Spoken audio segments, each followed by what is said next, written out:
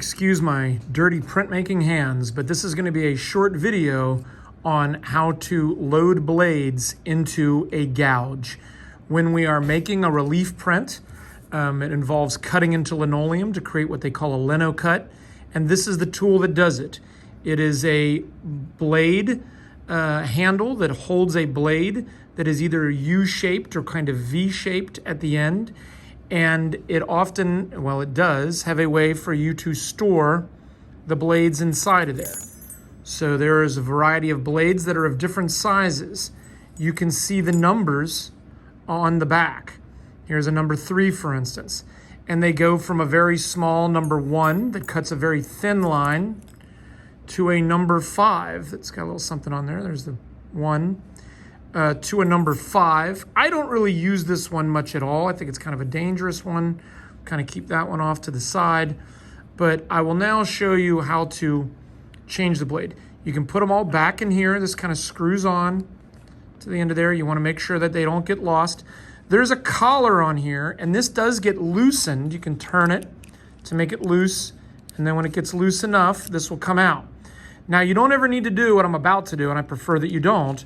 But this collar does come off, and I just wanted to show you that there's 2 parts in here. One is like a ball joint with a fixed collar on it. Again, excuse how dirty my little printmaking hands are. And then one is like a floating collar, kind of, and they go together like this.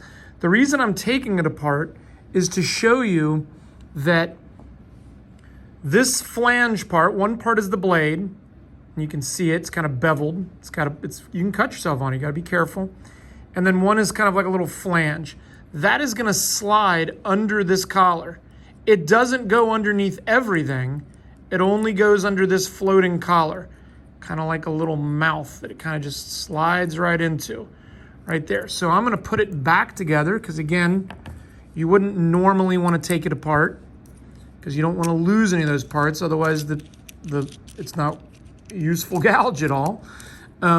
Here's the little, I've got the number 5 blade. There's the number 5.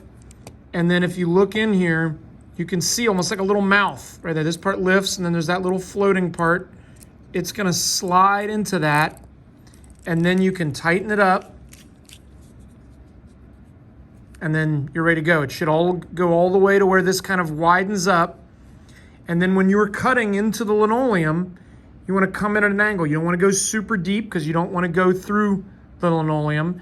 And you always want to use a bench hook that will hook over the edge of the table and hold the block in place. All right, that's just a little discussion of how to use the Speedball Gouge, G-O-U-G-E, because it gouges into the linoleum to help us create our relief prints.